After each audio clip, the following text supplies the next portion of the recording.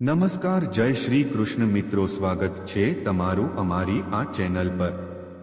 આજે આપને આ વિડીયોમાં જાણીશું પિતૃપક્ષ દરમિયાન ભૂલથી પણ આ કામ ન કરવું, નહીં તો ઘર રાતોરાત નિરાધાર બની જશે। તો ચાલો જાણીએ। જો મિત્રો તમે અમારી આ યુટ્યુબ ચેનલ પર નવા હોય તો અમારી આ યુટ્યુબ ચેનલને સબસ્ક્રાઇબ કરી દેજો, જેથી આવી આવનાર સ્ટોરી તમારા સુધી પહોંચી શકે। તો ચાલો હવે આપણે સ્ટોરીની શરૂઆત કરીએ। પિતૃપક્ષ દરમિયાન ભૂલથી પણ આ કામ ન કરવું, નહીં તો ઘર રાતોરાત નિરાધાર બની જશે।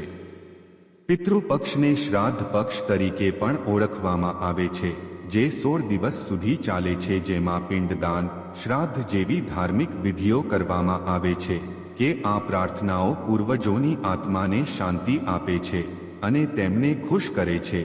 જ્યારે પૂર્વજો ખુશ હોય છે તે તેમના વંશજો માટે પણ સારું છે એવું માનવામાં આવે છે કે તે ફાયદાકારક સાબિત થાય છે।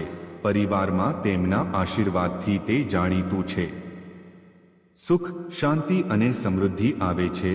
અને બધા પિતૃપક્ષને લઈને એક પ્રાચીન માન્યતા છે કે આ સમયગાળા દરમિયાન પૂર્વજો કાગડાના રૂપમાં પૃથ્વી પર આવે છે અને તેમના વંશજો દ્વારા કરવામાં આવેલ શ્રાદ્ધ અને તર્પણ સ્વીકારે છે।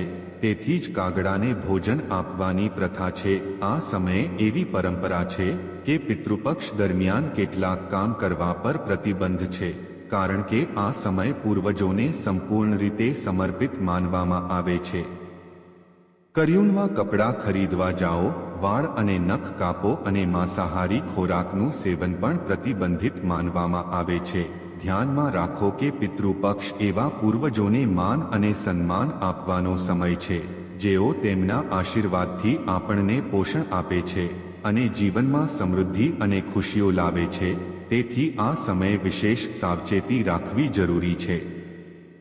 તો ચાલો જાણીએ, પિતૃપક્ષ દરમિયાન શ્રાદ્ધ કરનાર વ્યક્તિએ પોતાના નખ અને વાળ ન કાપવા જોઈએ।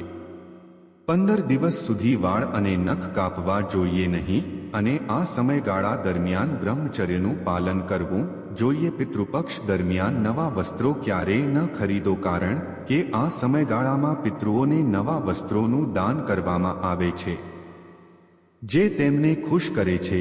જો તમે નવા કપડાં ખરીદો છો તો તેની અશુભ અસર થાય છે અને પૂર્વજો નારાજ બની શકે છે। પિતૃપક્ષ દરમિયાન માંસાહારી ભોજન ન કરવું જોઈએ। એવું માનવામાં આવે છે કે પિતૃપક્ષ દરમિયાન પિતૃઓ ચાર ડુંગળી અને લસણ ન ખાઓ। પિંડદાન, તર્પણ અથવા શ્રાદ્ધ વિધિથી તરસ લાગી શકે છે અને લસણનું સેવન ન કરવું જોઈએ। પિતૃપક્ષ દરમિયાન લોખંડની વસ્તુઓ ન ખરીદવી જોઈએ। ખરીદી ન કરવી જોઈએ, કારણ કે તેનાથી ઘરમાં સકારાત્મક ઉર્જા આવે છે, તેમાં ઘટાડો થાય છે અને નકારાત્મક ઉર્જા વધે છે। જો તમે વડીલો તરફથી છો તો જમીન અને મકાનો ખરીદશો નહીં। જમીન કે મકાન ખરીદો તો તેમાં ભૂત છે, ભૂત પ્રેતના અસ્તિત્વ વિશે નવી માન્યતા છે। સુખ વસ્તુઓમાંથી આવતું નથી, તેથી આ સમયગાળા દરમિયાન કોઈ પણ નવી વસ્તુઓ ખરીદશો નહીં। આ સમયગાળા દરમિયાન પ્રાણીઓએ પક્ષીઓની સેવા કરવી જોઈએ। એવું માનવામાં આવે છે કે પક્ષીઓની સેવા કરવી જોઈએ।